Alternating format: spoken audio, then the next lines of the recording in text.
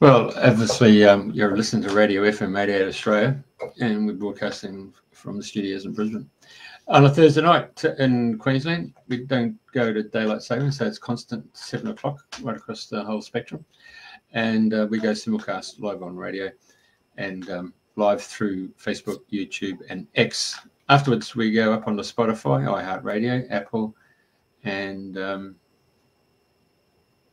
Amazon, Siri. Is it Siri? Alexa, that's the one. Yeah, play Radio FM 88 Australia. And so without further, of course, the lady at the very, very top is the co-host, and that's none other than Andrina. And it's a good morning to you. Morning, Jeffrey. Morning, everybody who's tuned in to Dreaming the New Dream. Wherever you are in the world, welcome. And welcome to Eloise Bennett, who is in Glastonbury today. Welcome, Eloise. Thank you so much. It's a real honor to be on here with yourself and Jeffrey. So thank you for inviting me to the show today. And I'm really excited during my journey. Yeah. So today is the 12th of the 12th, 24. So for those that are into portals and all sorts of things like that, we're in the 1212 portal. Anyway, without further ado, Eloise is a dear friend of mine, and I've had the pleasure of working with her on many levels. She's an international spiritual teacher, put my teeth in, and you share many, many gifts and talents, and you were ordained as a Magdalene priestess. You're a Seraphim channel, and you're the creator of the Magdalene Rose Healing Oracle cards, which are absolutely beautiful. And your passion is to help others on their pathway, whether it be spiritual or, wherever they need help. So Eloise comes highly recommended. So I can't wait for you. I know some of your story, but I know it too, age 2, you could see into other realms and you saw fairies and angels and star beings.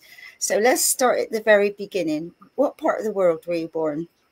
Okay, so I was born in Luton in the UK. Right. And that's a really good question about where I was born, because that's where it all started. Are you happy for me to share that little bit? Yeah. So Jeff's gonna show where Luton is. That's Bedfordshire, isn't it? That's correct. Yeah, that's correct. I've never been there, but home of the Formula One, isn't it? Well, I was born there, but that wasn't really where I lived. So the reason, sorry. No, because I was thinking like Haverfordwest. I thought that was where you grew up. So obviously not. I'll share that journey a little bit later on. So my birth was the reason I was born in Luton is because I had a very difficult birth. And my mum never really shared about the difficult birth. I don't think any mum wants to tell their children that. Yeah. They want to go, it was beautiful, it was lovely, I couldn't wait for you to come. And, for those that are mothers know that it can be challenging. But what I remember about the birth was I was above my mother's body. She'd been induced. She was not happy that she was induced because she felt I wasn't ready to arrive. And after she was induced, she was walking in the gardens in Hertfordshire in a very small rural hospital. And I was above her body. And I could feel my heart rate was increasing. And basically the next thing that I remember is being above my mum's body in an ambulance with my mother screaming, "Turn the bloody lights off." My daughter was not ready to come yet, going down the M1, M25, heading to Luton because there was difficulties of me arriving. And I remember this. I remember coming in or not wanting to come in to planet Earth. And I remember being born after some difficulties and going into the arms of a beautiful midwife and then taken to Skaboo. And that's where I was for a few days until we went back to our little hospital in Hertfordshire. So I even remember the entry to planet Earth. Do you? Because there's not many, I'm not aware of many people that they can actually say before they came in, when they come in, and like watching all what's going on. So I know it's remarkable. And I remember a very young child sitting, we lived on a small holding, and I remember sitting amongst the animals thinking, what am I doing on this planet? How did I get here? I was Quite. stars, and I just thought, this is not my home. I knew it wasn't my home, and I just felt like I'd fallen or dropped out of the mothership, and I was just waiting for them to come and pick me up. And you're still waiting. I'm still waiting, but I'm quite happy that I'm here now. I'm really, really, really happy to be here on Earth. I love planet Earth, and I love being here for service, but it took me quite a few years to get to that point. Totally, totally. So when you saw all these little things when you were young, were your mum and dad spiritually aware that they were able to help you understand what you were seeing? Because I know a lot of people say, oh, you didn't see that, or go and play, and it's imaginary, so well, I had the perfect duality, really, because my grandma was what we call a rose. My grandma was into biorhythms, homeopathy, herbalism. She was like a Magdalene or a witch, whatever you want to call it. She didn't do spells, but she was a wise woman. Now, my mum would always say, oh, that's good, darling, that the angels are with you. Well, it's lovely you see the fairies. And my mum she wasn't overly too encouraging, but she never put me down. However, my father said to me, because my father was very open, he was an indigo child, and he was so scared of his gifts. The last thing he wanted was a little girl saying, Daddy, there's a ghost behind you. He just So he told me when I got to about the age of 7, if you keep talking about angels, fairies, and these things, the men in white coats are going to come and they will lock you up. And from that day, around the age of 7, very sadly, I stopped seeing fairies or angels. I stopped seeing my grandfather was in spirit. Everything stopped. And I became a normal child until I was 18, but a very sad, depressed, unhappy one, because I knew I was different, and I had no access to my guide team because I had asked them to go away because I was frightened that I would be put in a mental asylum. Yeah. And I remember years ago, that's how it used to be, isn't it? You were told you'd be locked away. Yeah, exactly. And then around the age of 18, 19, my mum and dad went their separate ways. And I was given the opportunity to either stay with my dad or move with my mum. And I took the opportunity to move in with my mum. And literally overnight, I must have felt safe. I started to see ghosts again. I started to see into the other realms. It was like the veil had been, as soon as I moved in with my mum, the veil left and I started to see spirit again. I started to hear the voices of my guardian angels and to start seeing in the other realms. So, excuse me. So what were the steps then that have got you on this pathway? Share how, Okay, so first of all, it was very scary because the house that my mum had chose to move into was about 300 years old, and it happened to be a haunted house. Of course. And it was haunted by a poltergeist that had lost his wife. We don't know the circumstances.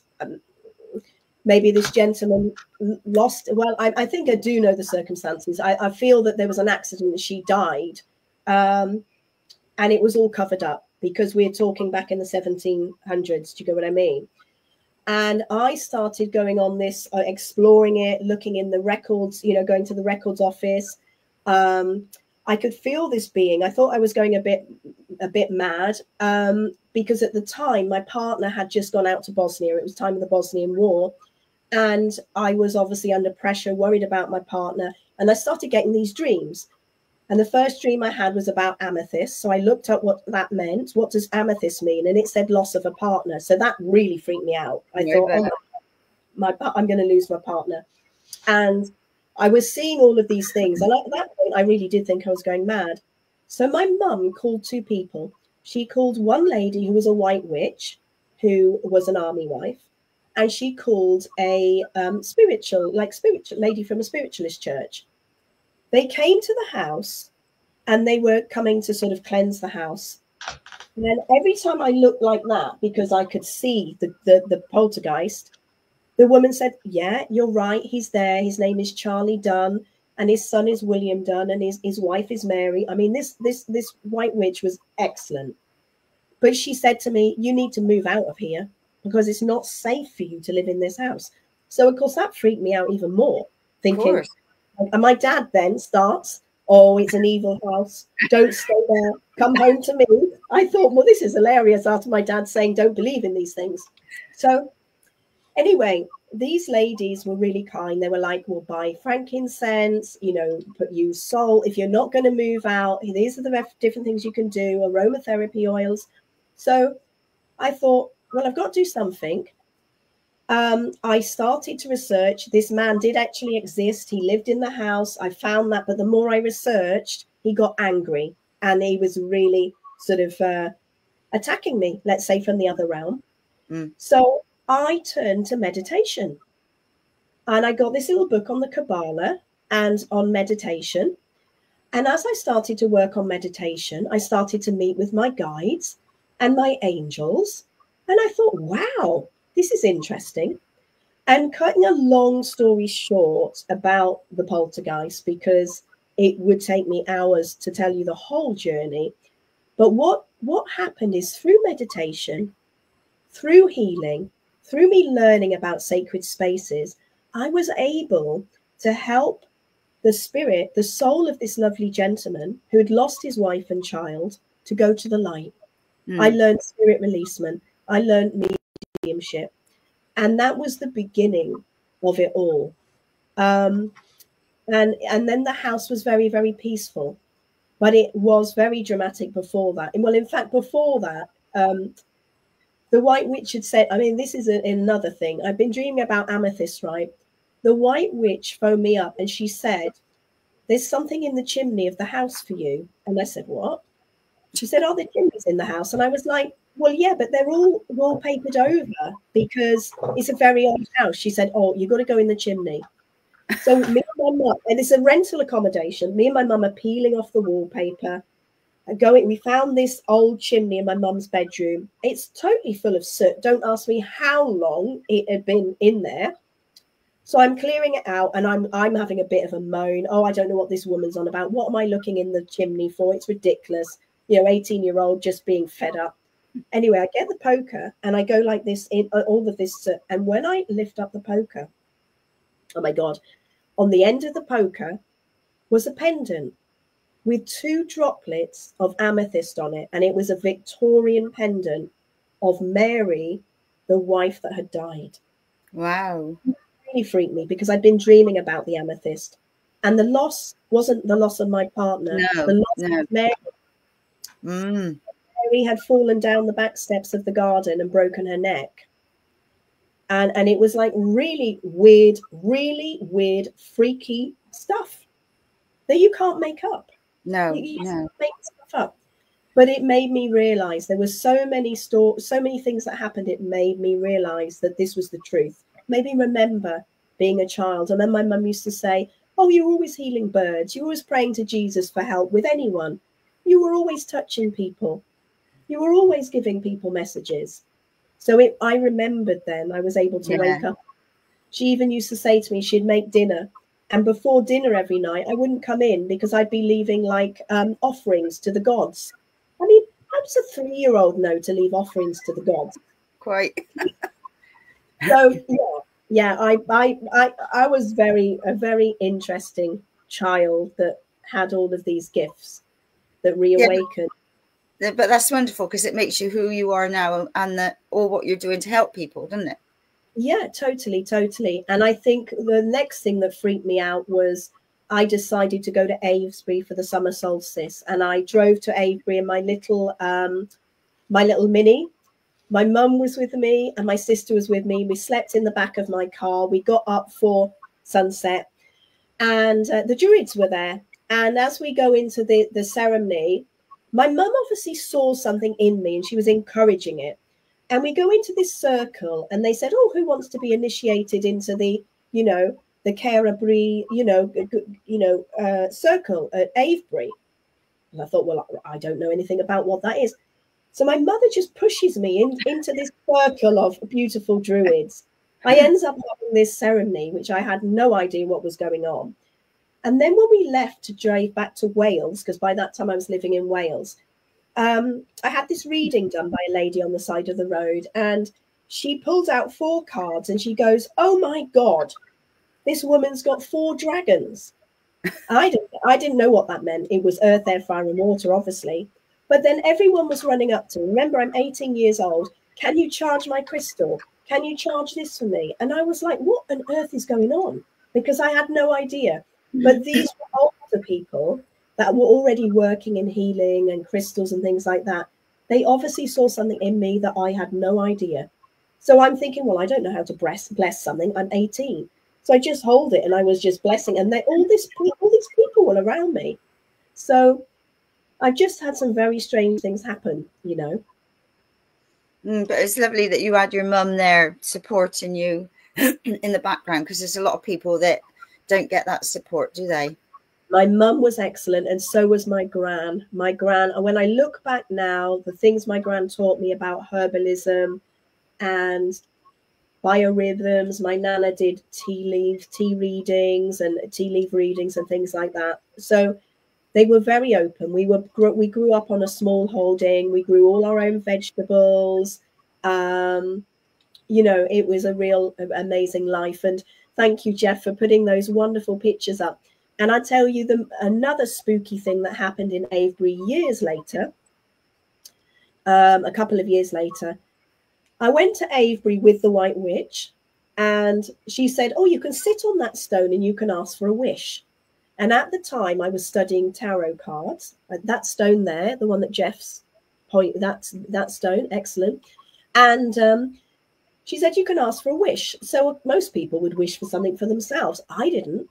I wished that my psychic abilities would activate that much that I would remember and know how to do the tarot cards. And I had the tarot cards with me, and I had this book of the 78 cards, and that was my wish on that stone, to learn the tarot cards. Well, gee whiz, I don't know what happened. It must have downloaded from their cache, or past lives of working with them, of course. By the time I got back to Pembrokeshire, Wales, I knew all of the tarot cards, and I started my tarot card business. So this was probably about 20. But I've been studying them since I was 18. So, wow. Yeah. So the oracle began. Wow. Well, go on, keep going. Okay. So where did you go from there? Because obviously we'll talk about your oracle cards at the end. So I was really lucky. We lived in Hertfordshire. So after being, coming in and living in that beautiful small holding in Hertfordshire, around the age of 11, my mum and dad decided they wanted to move to Wales. So just before the summer holidays, my mum and dad said, "How would you feel about moving to Wales?" to me and my brothers and sisters. And I went, "I don't want to move to Wales. I'm really happy here in Hertfordshire." And they were like, "Well, we're moving to Wales. We're going in the summer holidays."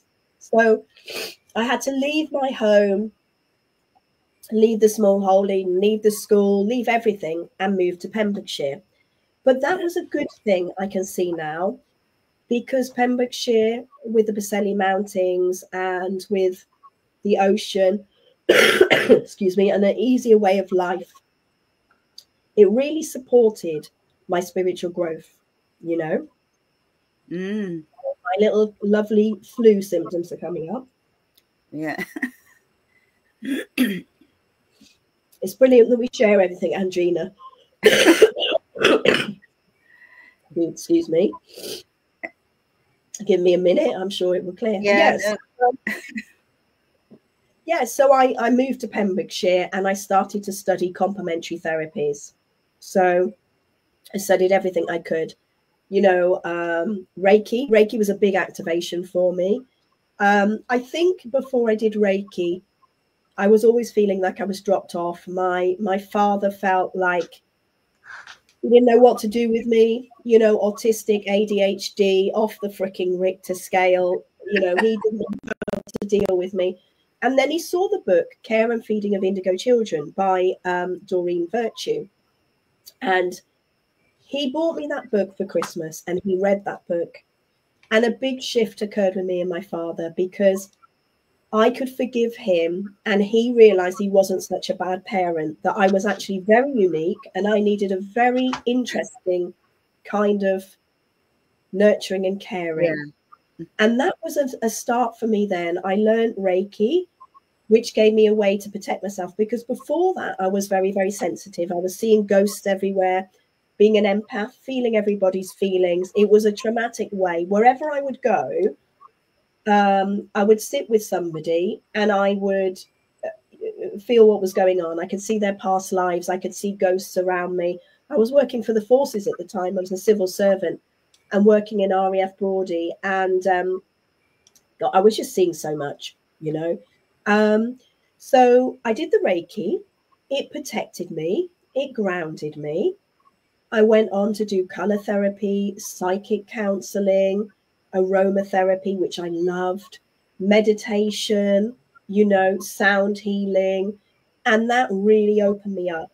And I also met so many other people that were on my wavelength. So instead of feeling abnormal and outsider and being rejected, I felt, okay, it's okay to be like this. There are other people that have these gifts, and it's really okay, you know? And that's it. The more you be who you are, the more you attract your soul tribe, or the vibes, isn't it? So, yeah. Right, exactly. Fabulous. Keep going. Right, what do I start next? What do I do next? Let's think about what's the best thing to talk about next. Okay, so I think then the next dramatic thing was when my father passed away, I would say. So my father passed away. I was really excited that me and my ex-husband were getting a posting to Dorset. You know where you are. We were getting posted to Blanford. And I had been my father's carer for many, many years, but I was really, really excited. I was getting posted to Blanford. I was getting out of Pembrokeshire. I was going to be experiencing nightlife, etc., etc. Now, by this time, I already had an established Reiki business. I was already doing tarot readings. And I had a little practice alongside working for the army. So during the week, I'd cook meals. I was a head chef in the officers' mess. I'd cook for the army. And during the weekends, I'd see my clients. And then what happened is I decided I wanted to dedicate my life to doing this work more. I left the job in the forces and I started to be a cook in a school for children. And everyone was just looking down at me. What are you doing working as a cook in a school? You know, what are you doing? You've got an esteemed job here. You know, you're cooking for royalty. You're cooking for officers. You know, you're cooking for the Queen or Prince Charles or whatever, or King, you know. And I thought there's nothing more important than making healthy meals for children. So I went into the schools. I was a cook in the schools, and where everything was convenience food and we were buying in whatever it was, pies, you know, chicken, you know, everything was convenience. Yeah. I thought, no, I'm changing the menus and I'm cooking everything fresh. So if there was chicken pies on the menu, we weren't having pucker pies. We were having healthy chicken pies that I'd made, you know. So my work was then working in the school, cooking healthy food for children. And they used to come up to me because the kids, right, they're still in touch with fairies. Miss, I saw the fairies outside around the apple tree. And I said, oh, that's the apple tree fairy. Or, Miss, my Nana died at the weekend. I think she's with the angels. And I would say, yeah, she is with the angels. Or, Miss, I could see a ghost in the playground. You know, so I just listened to these children. I was very careful of how I worded things. But I became a little, you know, the cook became a little guide for the children in the school, you know, and they could share their stories. And I played angel music in the kitchen. And as you would. And it was an amazing journey. So that was that part of the closure in Pembrokeshire. We got the posting to Dorset. And I was so excited to be going. And I had 2 weeks to go to Dorset. And I think my father's job was done, whatever that, well, it was done. Yeah. But when I told him I was so happy to be going to Blandford and to Dorset, and I was no longer going to be there to be his carer, very unexpectedly, he passed over. So I say unexpectedly because he wasn't ill, but I was at that point reading Diana Cooper's books, and I had this little book, A New Light on Angels. And in the back of the book was this little meditation to clear the karma of the family lineage. So I thought, oh, that's quite interesting. I'd like to clear the karma of my family lineage. And I said to my sister Lorraine, I said, oh, this is good, because my dad seemed a little bit fed up and depressed. I now know he was fed up and depressed because he was an indigo. He could feel everything like me, you know, but he wasn't expressing his soul because he weren't allowed in these days. No. So I did this meditation to clear the karma of the family. Thank God I told my sister about it, because she's like, perhaps that will be happier afterwards. I do the flipping meditation, and I can say this now because this is like nearly 30 years ago. I can imagine. I do the meditation to free my father and the lineage, expecting he's going to be really happy and everything. No, my father passed over the day after me doing this meditation, you know. I couldn't believe it.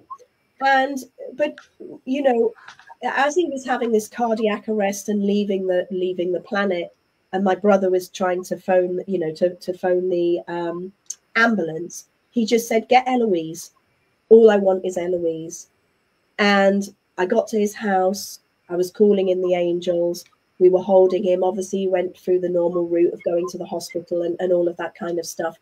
But my life totally fell apart because not only had I lost my father, now I'm having to leave my family in Wales to move to Blandford, to be living inside on an army base, leaving my practice, leaving everything.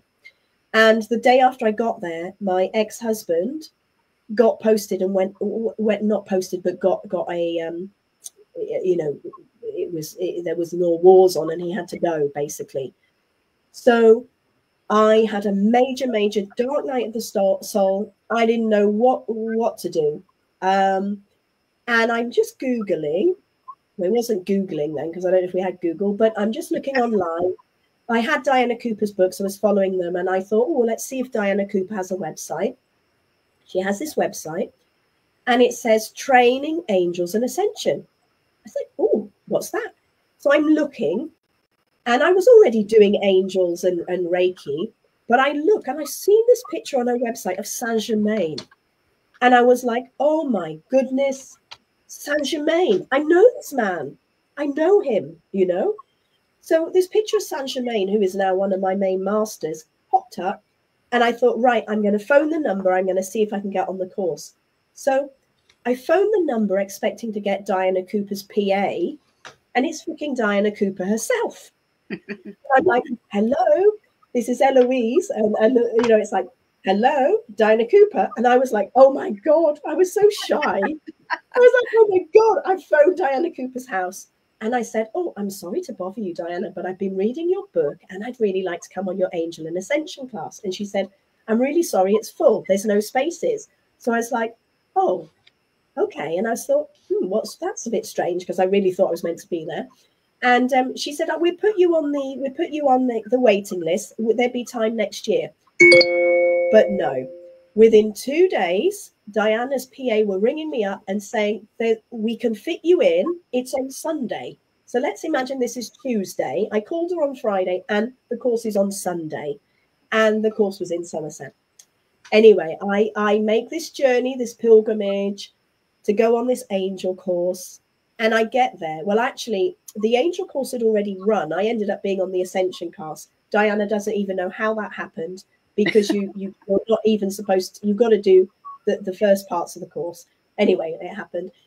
I get in this wonderful healing manor, and there's probably, I know, 30 people there. And these are seasoned spiritual teachers. They've been teaching yoga for 30 years, or they're doing Reiki, or they've got their own healing centers. And I thought, oh my God, I'm such a fraud. such a fraud, because we go straight into it and Diana's like, okay, I'd really like you all to lead a meditation. I was like, lead a meditation? Gee whiz. I've only been reading your meditations in the book, and you want me to lead one? I thought, I can't deal with this. I'm getting in my car and I'm going home. And the group, some of them were really putting me down because I was so young and inexperienced. But there was one guy there. He was excellent. Graham, his name was. Thank you, Graham, if you ever watch this. I'm so grateful to you. He said, Eloise, he said, the meditation's on Archangel Michael. You know who Archangel Michael is. He said, lead us through a grounding and connecting to Archangel Michael the way you'd like it. And I was like, oh, okay, I can do that. So I was really nervous. Obviously, I was shaking. I was in a right mess because of the persecution of past lives. But I did it. And when I opened my eyes after doing this meditation, I looked at them all and they all had smiles on their faces. Graham said, oh my God, that's amazing. You just channeled Archangel Michael. And I was like, what did I? So I finished my training with Diana. And Diana approached me and said, did I want to be a teacher at a school? I was like, you've got to be joking. I'm a beginner. There's no way I can teach at your school. She said, I would like you to be a principal teacher. I said, I can't do it. I was a real scaredy cat. Public speaking and everything really scared me. I couldn't do it. So after 6 months of practicing, Diana said, you really need to do a workshop. I'm like, I can't. I'm too scared. She said, you need to do a workshop, Eloise. You've got to face this. So I called my mum. I was still living in Dorset. I called my mum in Pembrokeshire, said, Diana says I need to do a workshop. She said, well, I'll help you. I'll come and do teas and things like that. So I tried to book my normal venue that I would use when I was co-teaching Reiki with my Reiki master. He wasn't available. I thought, oh, good, that's great. I can't do it. The venue's not available. Anyway, my mum knew I needed to be doing this. She rang round. She found a venue. She said, it's done. You got your venue. And this is the days where you didn't have really, I wasn't online and things like that, didn't have a website. You'd send out you'd stick something up in Quick Save or Tesco's, a little poster, and you send out a booking form. You'd wait for a check. And that's how people booked in. It was really, it was a really way of doing it. Anyway, I thought, well, I could handle 4 people because I'm a beginner. So I was like, angels, please only send me 4 because I'm really scared. Anyway, I don't know how it happened. I had 40 people on the course. They were coming from London, Liverpool, Manchester. I thought, oh my days, shit, they're going to be they're making this big travel, this big journey to Pembrokeshire. They're going to be so disappointed. I haven't got a clue what I'm doing. Anyway, I did the workshop. My mum was great. She was like tissue angel and she was making the teas and coffee. But the workshop was profound. And everybody had such an amazing time. I realized, oh, okay, I can teach about angels. I can do this. And that's when I went back to Diana and I said, Diana, you asked me 6 months ago, did I want to teach at your school and be a principal teacher? I would love to. If I can still do that, if you'll still have me, I would love to teach for you. And I taught for her at the school for 14 years. I also organised a lot of the reunions, some of which were overseas in different countries, which I'll lead to with the Seraphim healing in a minute. And yeah, I'm so grateful to Diana Cooper because she gave me the most incredible grounding and foundation of how to keep people safe, secure, protected. The work she gave at her school made me be the teacher I am today because she was incredible. And then during that time, then I trained with Doreen Virtue. I trained here in Glastonbury, where Doreen came and we did the angel therapy cards. I flew out to Laguna Beach and I did mediumship with Doreen. And when I asked my guides and angels, did I need to do this training? They said, no, because you've been a medium and a psychic and clairvoyant, from a child. Yeah. But this is about you going and having fun. You having fun with other angel teachers. you going and having, going out and meeting your tribe, really, your dolphin pod. And so I worked there for Doreen for a while. I would be support. I would be a tissue angel if she was ever in the UK. I would be on her team, supporting and helping and things like that. And then I think the next profound thing was going to Mount Shasta. Diana Cooper was doing she was doing the Weizak Festival, and she wanted to go out to Mount Shasta, and it was new for her to go to America. And I said to her, I thought, gosh, can I say this? I said to her, would you like company to go to America?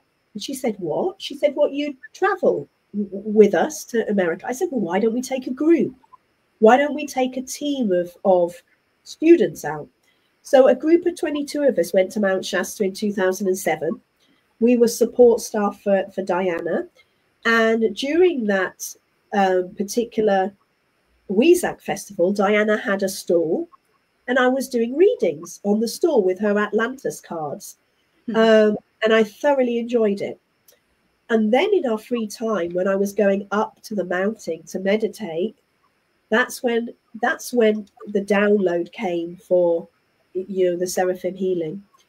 Because before that, when I'd done meditations with Diana and we had to check who our guardian angel was, I got the word Seraphina, but nobody was talking about Seraphina. I thought, I've obviously got it wrong, because everyone else was having other angel names. And I was very insecure because always being put down as a child for doing this work.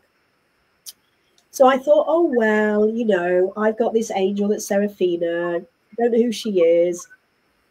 But when I went to Mount Shasta, she really started to come forward. She said she was a Seraphim angel. She said that she was working with the divine love of the Creator.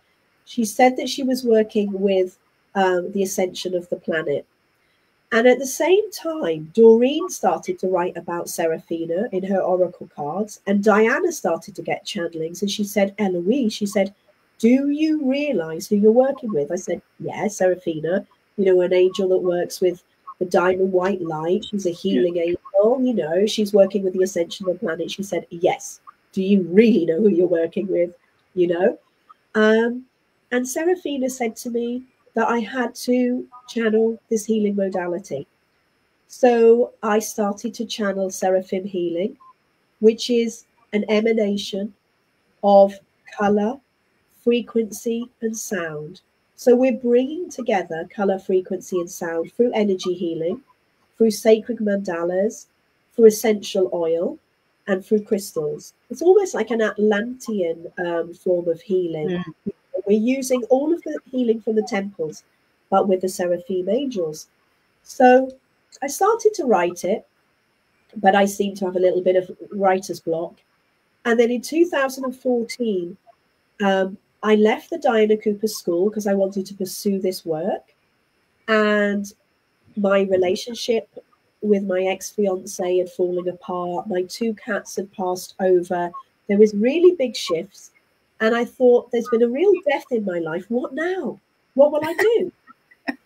And I don't know quite why, but I've been traveling overseas a lot teaching. I've been going to America, Holland, Finland, Greece, Cyprus. I was teaching a lot of the Diana Cooper School stuff, my own stuff. I was traveling 2 weeks a month. And the driving from Pembrokeshire to London or to the airports, it was getting a bit too much for me. So I had this revelation of, oh, what if I travel from Bristol Airport and I do a stopover in Glastonbury before I fly? So rather than having an airport hotel, I'll drive to Glastonbury, which is, say, 3 hours from Wales. I'll have a little sort of rest and recuperation, fly from Bristol, do my business overseas for 10 days, and then I'll fly back into Bristol and hang out in Glastonbury. Excuse me. And what started to happen is, after getting back to Glastonbury, before I had to travel to back home to Pembrokeshire, my heart was breaking. I just thought, I cannot leave Avalon. I can't go home to Pembrokeshire. It's not my home anymore. I knew that Glastonbury was my home. And I just decided to give my whole life up in Pembrokeshire. My family thought I was more nuts than they already thought I was. Everyone was like, what on earth are you doing? I packed up my 5-bedroom house. I sold my healing centre. I packed up my 5-bedroom house. Everything went into storage. And I decided I was coming to Glastonbury. And I had a friend here who had an Airbnb, John and Meredith of the Divine Light Centre. And John knew I always wanted to move here. And he said, Eloise, don't push. You don't just push to get to Avalon. It's not something you do. He said, Avalon has to create an opening. So I went to the Chalice Well. I did a little ceremony at the Chalice Well. And I asked Lady Avalon, is there a space? Should I be coming? And I did this kind of prayer and asked for a space. I walked down the high street, and who is sitting outside the G&P or the Crown? It's John Meredith. And I said, oh, I've got this little ceremony. You know, I want to come to Avalon. He says, oh, I've told you before, Eloise, you don't come unless there's a space. I said, well, I'm trusting there's going to be a space.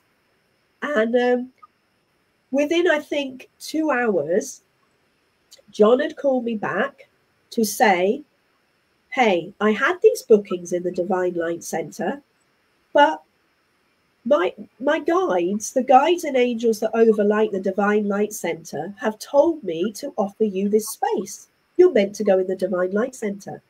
So I accepted. I was so grateful. Lady Avalon had created this space.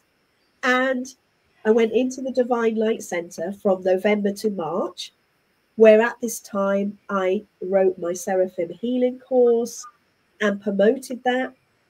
I started to walk the land of Avalon, and then the Magdalene code started to come through. And I love that Jeffrey's put the picture of the tour up there, because that was the next journey.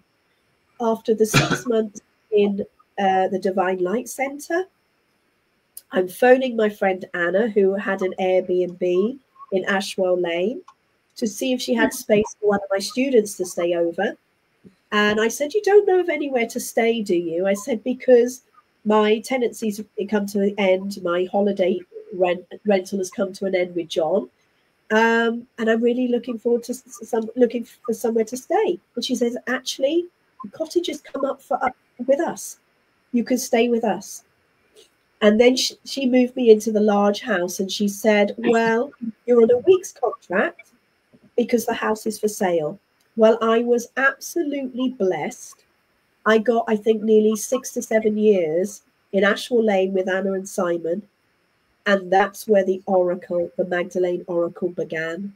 Right. Because I walked the land around the Tor, Wiriel Hill, the Chalice Well, the Abbey. All of my Magdalene codes and Christ codes and Sophia codes reactivated. And that's when the Magdalene Oracle downloaded. I thought I was writing an oracle on the Seraphim, but it wasn't. The Seraphim was just a way to give me confidence. And then it took 7 years then to bring forth the Magdalene Oracle, because I'm dyslexic and ADHD and autistic. I never thought I could do it, but I had the most amazing editor, Lindsay, and she helped me to create the Magdalene Oracle. And that was always my dream, being an oracle and a tarot reader, you know, of 25 years, to be able to create my own oracle. And turn them around the other way so people can see some of your beautiful pictures. So they're roses, and they are, so each one is a rose. And there's a course related. It took 7 years to write, but every card, or most of the cards, have a course related to them. So if somebody picks a card, they can go on my website or on my Teachable platform, and they can do this course related to it. Right. So because I've been doing readings for so many years and being a coach as well, I thought it's no good doing tarot readings and being a fortune teller. Because if people don't shift the way they're moving through life, if they don't heal the blocks, the highest potential that I am predicting will never happen. Mm-hmm. because, and nothing's set in stone anyway, but I knew I needed to create something that could heal and help people. So every card is a teaching in itself. Every card has an essential oil, a crystal, an affirmation, and an invocation. So when I do an oracle card reading with these cards, then people have steps and things that they can do to help them get to reach their destination, to reach their goals, if they want to implement the teachings. So I was really, really happy to create them. And they were launched on July the 22nd, 2022, Magdalene's Feast Day. And I had a beautiful group of ladies of Magdalene celebrating with me who did the Magdalene Rose Oracle course. And when the ladies did the course, they said they were the most easiest cards they've ever been able to read in their life. They are all out now in the world as Magdalene Oracles, sharing my work. And yeah, it was an amazing journey. So that's a very small piece of my journey of how I became a Magdalene Oracle. Amazing. And you also look after the chapel as well, don't you? I do. I'm lucky enough to be a volunteer at the Magdalene Chapel. I only cover for my friend Clive when he's away, when he's overseas. But yeah, I am a guardian of the chapel, and I feel very, very connected and very honoured to be a custodian and guardian there, alongside all the other custodians and guardians of the St. Margaret Mary Chapel. Yeah. Yeah, it's a lovely little sanctuary, and every time I come back, I've always popped in there. It's just it's amazing. It's so healing, so healing. Yeah, beautiful space. Okay, so so what workshops and what have you got coming up next? Because I know you do so many different things, I can't keep up with you. Oh, bless you. Well, I'm in service, so generally whatever anyone requests. But actually today, because it's 12/12, I have the Seed of Mary Magdalene activation. And this activation is when somebody feels they're part of that Magdalene tribe, when they feel they're part of that lineage, and they can reactivate the Magdalene codes within them. And it's pre-recorded because obviously I'm here with you guys now. So it's pre-recorded up on my Teachable platform. People can sign up and download the meditation. And at 12 o'clock today, I'm going into an etheric temple for an hour with whoever signs up, and they'll be receiving the attunement and everything in that space at 12. And then I'm heading out to Cyprus because I live part of the time in Cyprus. And I'm a priestess of Aphrodite as well. So Wrong I'll be doing. Jeffrey. Sorry, Jeff. Right. It's the almshouses, Mary Magdalene's Chapel in the almshouses, which is next door to that one. You're on the right hand side, isn't it? You're down the laneway. Yeah, but you're showing the big. It'd probably be St. Margaret Mary Chapel, I think, Jeffrey. Yeah, that's right. Yeah. So I've got the Aphrodite Shining Star workshop that will be out in Cyprus because, of course, there's a lot of Christ and Magdalene codes there. The disciples, Lazarus, let's say, was in Larnaca, where I live. So, yeah, I've got the Aphrodite works. And then there's going to be a whole new program next year. I have the Magdalene Rose Healing Program where people can sign up to be a Magdalene Rose healer. Which is three levels. The first level is self-healing through the Magdalene. The second level is practitioner level through the Magdalene. And the third level is to become a Magdalene Oracle. And there's going to be some new surprises because I always love creating. So during Yuletime and Christmas, I'm going to be creating lots of new courses. And I'm going to be working with my graphic designer on the second edition of the Magdalene Oracle. So we're going to be updating it with the new teachings, and they will be launched probably in springtime next year because the first edition have all sold out. Have they? So if anybody wants any, can't get any at this moment. If anyone wants some, do reach out, and you can go on a waiting list. And as soon as they're printed, we'll get back in touch. Right, brilliant. Yeah. So I believe back to Cyprus. Hang on a sec, back to Cyprus. There's Aphrodite Rock, and then there's Aphrodite Bath.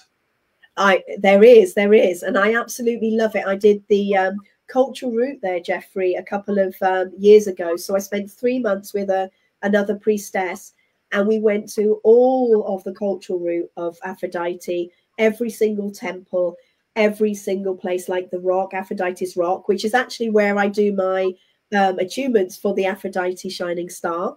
And then, as you say, up top you have the Aphrodite baths. I mean, it's incredible land, incredible. So I take it then you went and had, oh, hang on, I don't want to be too cheeky. You went to Adonis's pool as well? Oh, I did. Yeah, I did. That's quite an insight, the Adonis's pool, isn't it? Yes, I did. Yeah. Yeah, done that one. Yeah. And that, you know, the pool of water, I got a photo there, and I got these 2 massive big orbs. Massive orbs. Yeah. It's very healing there, Jeffrey, isn't it? Did you notice the heat? Well, obviously it's the water, right? Healing is the water is so healing for us. Yeah. Well, considering the countryside is pretty dry, and then you come to a little oasis, and you go in there, and of course that's all that the nature growth around it. But these big orbs, they had intricate patterns in them. Really amazing. And like sacred geometry in that. Yeah. Wow. I'd love to see them. If you've got a copy of those, I'd love to see them if you still have photos. Jeffrey. Yeah, I'd have to go dig through and find them. Yeah. But anyway, sorry. But at Aphrodite's rock there, just above it is Apollo's temple, isn't it? Yes, there is, and there's lots of different temples there. In fact, I love because you've got Hades' temple there, where the male priests, the priests of Apollo were trained, and you've got the different temples where the Aphrodite priestesses were trained as well. It's absolutely incredible when you go around. And in fact, the strange thing is, when I was there last time, I wondered why I'd moved to the village I was in. I thought, out of all the places, because I've been going since 2009, and I have a rental home over there where I go. It's a bit of sabbatical. I do my writing and things like that. And I felt Aphrodite so strong there. And when I was there last month, I discovered on the beach, which is 10 minutes walk from my home, on the cliff, I kept thinking, I'm sure there's an Aphrodite temple there. And everyone's like, no. And I was asking all the locals, I'm sure there's one there. No, there's only a church there. But they've just started to do an archaeological dig. And sure enough, there was a temple to Aphrodite right on the cliff by my home, which is amazing. And also in the closest church, which is called Panagia Petuna, means the flying mother. And they believe that Mother Mary came to that village where I live. And when she put her feet down on that hill, that a spring came up, a holy well, a holy spring.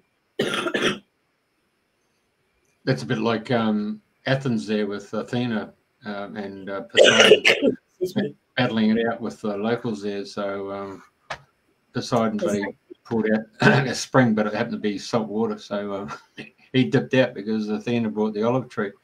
Yeah, but at Paphos there's a little promontory spot right on the water's edge there where one of the disciples, was it Paul, turned up there.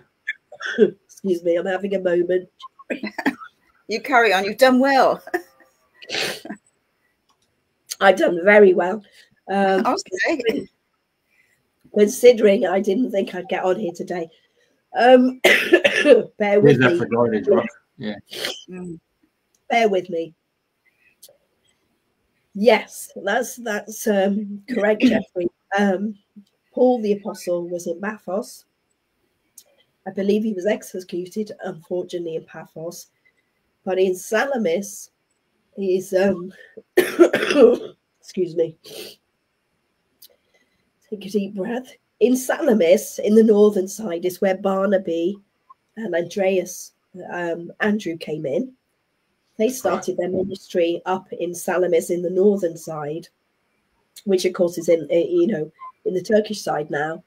And then I've seen you put some brilliant photos up of Larnaca, and excuse me, might be my guide saying shut up, for goodness sake, because I could walk for hours. So in Larnaca, after the crucifixion, because Lazarus had been resurrected, he had to flee Palestine. He had to flee because obviously the Romans were after him. And he made that short journey across the water, and he ended up in Larnaca. And Jeffrey's put a brilliant picture up there of the Larnaca church. And we actually have Lazarus's tomb there, and his body is still there. His remains are still there. He came across and he started his teaching. He started his ministry there in Larnaca. And Andrew and Barnaby heard about his teaching. They heard there was someone ministering Christ's work, and they traveled down to meet him. And they were so delighted and celebrated that he was there. And they said, our mother has been looking for you, meaning Mother Mary, the Panagia, has been looking for you. She will be so happy that you are safe and you are secure. So it's said that, but the locals believe that Andrew and Barnaby made him the first bishop of Cyprus. And they went back to Mother Mary and said, we found Lazarus. He's safe. He's secure. We found him. So she made him, they say here, the bishop's coat. And they said, we'll take it to him. And Mother Mary said, no, I am coming to Cyprus. I am coming to Larnaca. It wasn't called Larnaca then. It was called Kition, I believe. And she traveled to Larnaca to give him his bishop's coat. She would often travel to Larnaca, and my home is near Larnaca, hence why she was in Mazados. And they say in the local area I was that was one of the very first Christian settlements. They also believe that Mary Magdalene visited Lazarus there as well. So when you look at the Bible, there's lots of, not lots, but within the Bible, Cyprus is mentioned quite a lot of as a retreat for the disciples, the apostles, and the Christ family. So yeah, I feel that I am in the perfect place between Avalon, which holds the Magdalene codes, let's say Magdalene and Avalon, and also Magdalene and Yeshua in Cyprus. So yeah. Amazing. We went up to Mount Olympus. We drove up to Mount Olympus. And, I love Mount Olympus. Yeah, and we got stopped there at the gates there for the British military's listening post. Yeah. I find it fascinating because you could be on the beach. I was on the beach a few years ago in Limassol in my bikini. It was November. And then we drove up to Mount Olympus and it's snow, right? Yeah, you know, the difference. Mm. Yeah. Amazing. Okay, so I know that we're coming nearer to the end, and I know you've done really well to talk for an hour. Yeah, gosh, I'm so sorry. No, don't be sorry. It's perfect. You were going to finish off with a few oracle cards. Yes, so, yes, it would be rude not to. On this 12-12. Yes, okay. So I'm going to ask for a 12-12 message for our beautiful listeners and those that are watching. What would the guides and angels and Mary Magdalene like the group to know? Okay, let's see what we have. Pop them down and then I'll show everybody. Well, you cannot make this up, can you? Go on. It's hard. Where am I going? Here we go. Right there. Mary, go down a little bit. Mary Magdalene guides you to practice self-love, never turn. Yeah. Okay. So, and she's guiding me as well. So this beautiful card is sharing from Mary Magdalene that quite often in life, we go outside of ourselves to think about others. And at this time, it's really crucial because we're so busy with all the Christmas preparations it's really crucial that we take time to rest, we take time to relax, we take time for ourselves, which I've been forced to do because of the flu. So it's been a blessing. It's been a purification. Now, the month of December, there is so much light coming in. There is so many light codes. And when we look at Advent, it's about finding the Christ light within, finding the Magdalene light within. And every single day, there is so much light that is available to us. And you can receive this by meditating, or you can receive it by walking in nature. Doesn't matter what you do, but you need to take that time each day to practice self-love, even for busy mums or, you know, busy businessmen, whatever it is.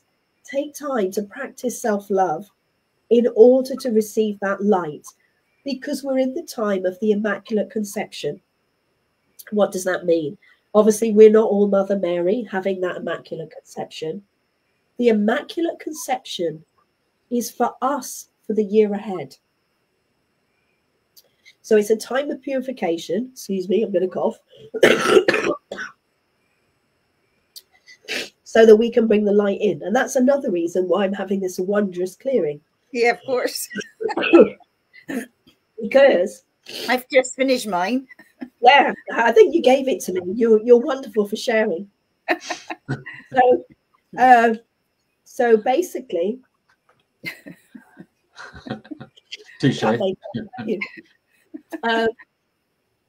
practice self-love and to receive the light that's available to us. It's really important. Okay, this is lovely. Here we go. It's number 12, and it says my Metaphor. My what? I didn't finish reading it. Read it out. Sorry. No, I'll read it out. Number 12 is Metaphor. Excuse me. God, I'm nearly, my voice. You're hanging in there. I'm hanging in there, everybody. This is teaching everyone to be really humble, and we're all human. And we all get the sniffles. We all get the sniffles, exactly. Metaphor. So it's basically saying, as a metaphor, you're a guardian of sacred oils. Well, I've not heard of that word before. Is that one you made up? No. Sorry. Metaphor means a myrrh bearer. Right. And I love that this card had come out because, as we know, before the crucifixion at the Last Supper, Mary Magdalene, it said that Mary Magdalene anointed Yeshua with a spikenard. And all of the people that were working, this we could go off on a tangent, so I've got to summarize here. Myrrh bearers, that particular time, the Hebrews, whether it was the priests that were working in the temples, the Hebrew priests, or whether it was those that were in the traditional lineage of Yeshua and Mary Magdalene, many of them worked with essential oils. And they worked with essential oils, as we know, as embalming in Egypt. You've just got back from Egypt, Andrina. So essential oils were the plant medicine of that time. And myrrh was one of the most important oils to them. We know myrrh came, frankincense and myrrh came in Yeshua's, when he was born with the three kings. But myrrh is a very, very powerful oil. I've actually been using it for this, the flu. And all of the women would work with myrrh. The priestesses would work with myrrh. Before you got married, you used to have myrrh, which you would have in a little pouch on your body for 6 months for purification before you got married in that tradition. So the reason this card has come up today is showing people, reminding people that we don't always have to go to pharmaceutical. I'm not saying don't go to your doctor. I want to make that quite clear. Yeah, quite. we are complementary therapists, but being a Magdalene is about going to the nature to heal, being in nature, using herbs, using essential oils. And this is a reminder to everybody that they can use essential oils for healing, you know, whether it's in a diffuser, whether it's going for aromatherapy massage, because essential oils are so powerful. And, you know, I've been using Olbus oil, you know, traditionally when we were younger, we'd use Vicks, you know, all of them have essential oils in them. Okay.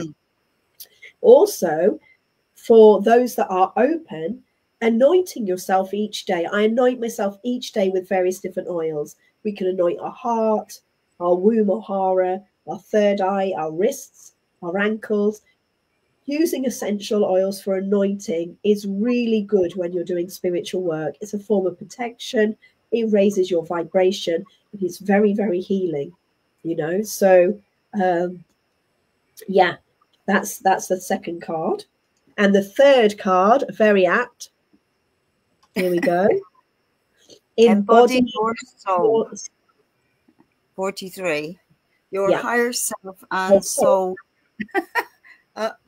invite you to connect to them on a deeper level. Yeah. And I think this is a really important card because all of us that are galactic, angelic, and star seeds spent a lot of our life pining to go home. Maybe you, Andrina, have been pining to become a dolphin again. You know? Pining to be back in Lemuria.